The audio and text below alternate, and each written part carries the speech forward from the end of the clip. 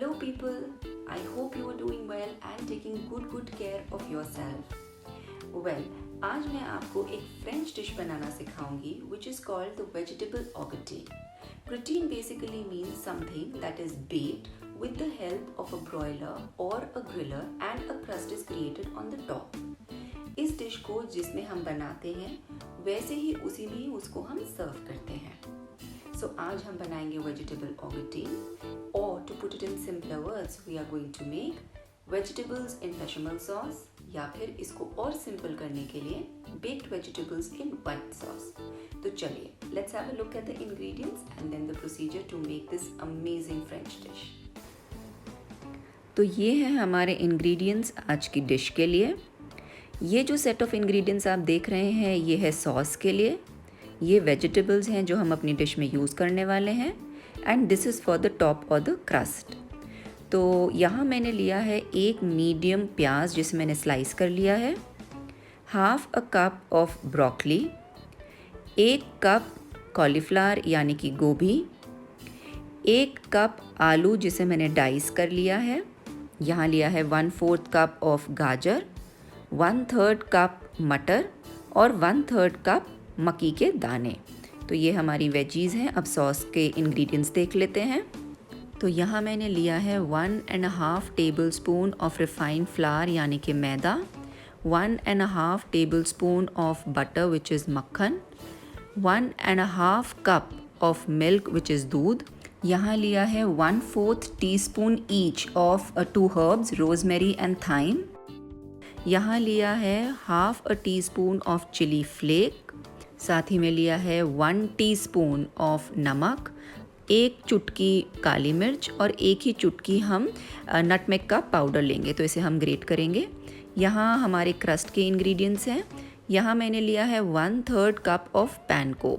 अगर आपके पास पैनको नहीं है या अवेलेबल नहीं है तो आप ब्रेड क्रम्स भी ले सकते हैं इसके बदले.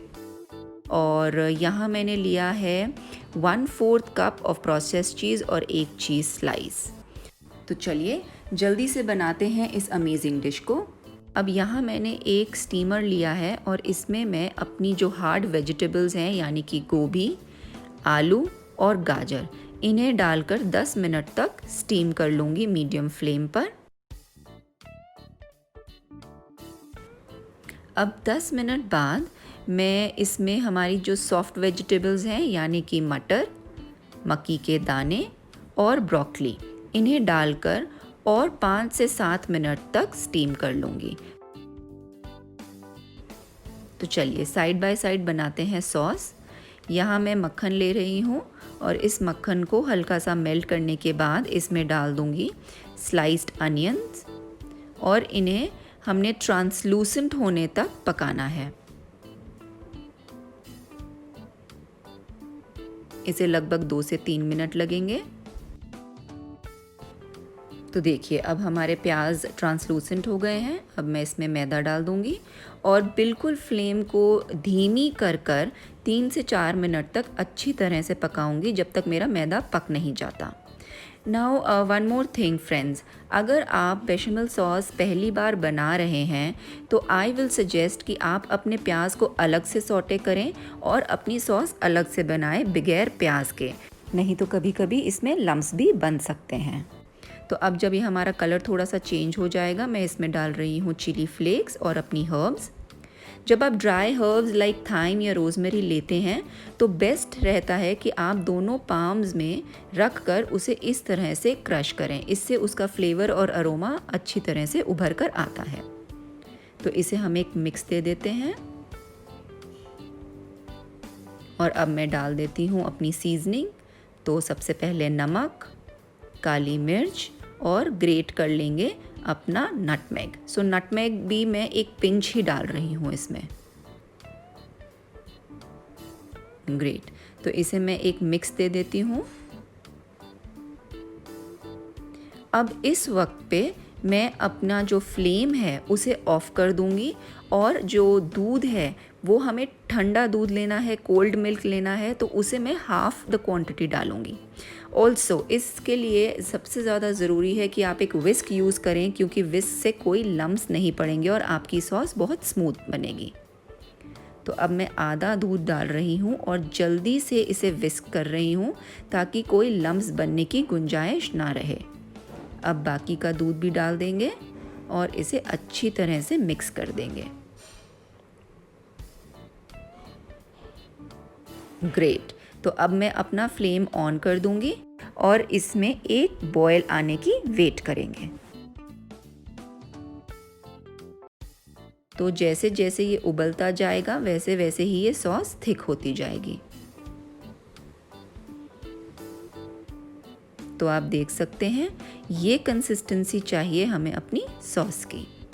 अब इसमें हम अपनी वेजिटेबल्स डाल देंगे और इन्हें अच्छी तरह से मिक्स कर देंगे।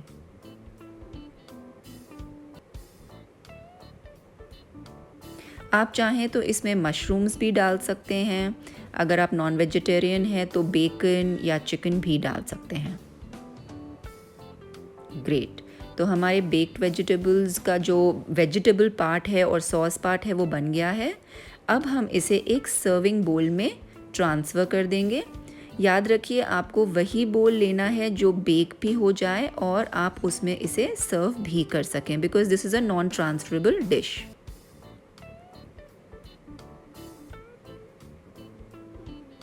अब मैं इसे थोड़ा सा इवन आउट कर दूंगी और अब हम इसमें इसके क्रस्ट की तैयारी करेंगे। तो सबसे पहले जो चीज़ स्लाइस थी उसे मैंने स्ट्रिप्स में काट लिया है, एक ही चीज़ स्लाइस को, और मैं इसे रैंडमली अपनी डिश पे लगा दूंगी। तो फ्रेंड, ज़रूरी नहीं है कि यहाँ पर आपको 2 तरह की चीज़ यूज़ करनी है, बस मुझे ये लगता है कि different type of cheese just adds on to the flavour. अब मैं अपना पैन को या ब्रेड क्रम्स लूँगी और इसे जेनरसली पूरी डिश में अच्छी तरह से स्प्रेड कर दूँगी।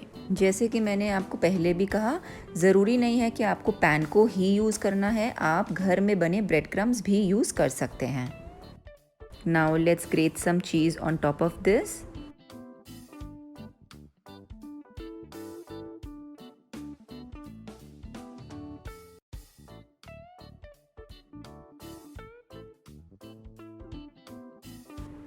सो now our dish is absolutely ready to get baked. मैं इसे बेक करूँगी 200 डिग्री सेल्सियस पे 20 मिनट्स के लिए प्री हीटेड अवन में। तो जो अवन है मैंने उसे ऑलरेडी प्री हीट कर लिया है फॉर 10 मिनट्स। तो अभी इसमें 1.5 मिनट है, बट फिर भी हम इसे खोल कर देखते हैं। Lovely, so you can see how my bechamel sauce and my cheese is bubbling away to glory. और ये प्रोसेस चीज़ से एक अच्छा सा क्रस्ट आया है। I turn off my oven now and take this out.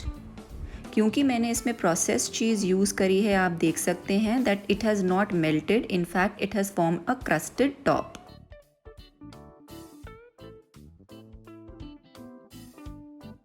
I will take out a spoonful of it and show you how crusty and creamy this is.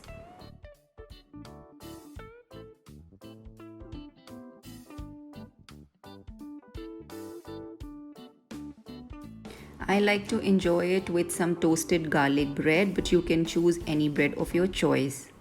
I hope you enjoyed today's recipe as much as I did making it for all of us.